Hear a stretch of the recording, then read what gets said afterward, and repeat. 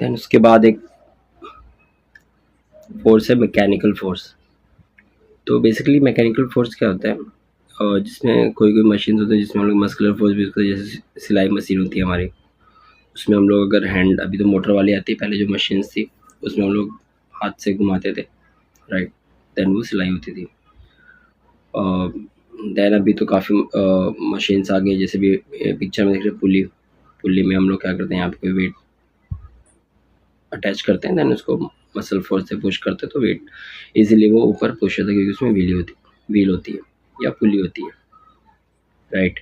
Then वैसे liver है, incline plane है, स्क्रू है। अगर मैं डायरेक्ट कोई वॉल में अगर मैं विदाउट स्क्रू के, अगर स्क्रू नहीं प्लेन नेल है तो बहुत डिफिकल्ट होता है उसको ट्रैवर्स उसको पुश करना अंदर, तो इसलिए अगर आगे शार्प ये पॉइंटेड बना और ये स्क्रू जो बना है इजीली वो, फिर अगर मैं इसको ड्राइवर से पुश करूँ तो ईजिली चला जाता है अंदर। तो इसमें मसल्स और मशीन दोनों यूज़ हो रही है, सिंपल मशीन से।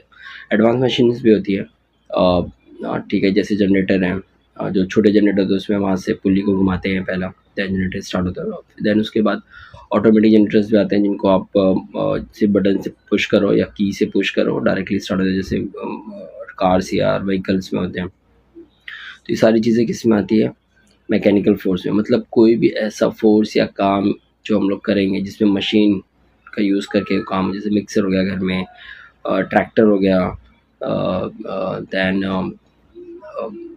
अगर व्हीकल पे हम लोग पीछे ट्रॉली लगा के उसको पुश कर रहे हैं या पुल कर रहे हैं तो वो भी एक मैकेनिकल फोर्स में आ जाएगा, क्योंकि मशीन यूज़ कर रहे हैं हम लोग। तो ये सारी चीज़ें जो भी मशीन, सिंपल या advance machine, complicated machine use होती है जिससे हम लोग कोई काम या कोई ऑब्जेक्ट को मूव या पुश करेंगे, पुल करेंगे, वो सारी चीज़ें किस में आती है, मैकेनिकल फोर्स में आती है। तो उसका बेसिक डेफिनेशन क्या है, the force applied by the means of machine is called a mechanical force, right.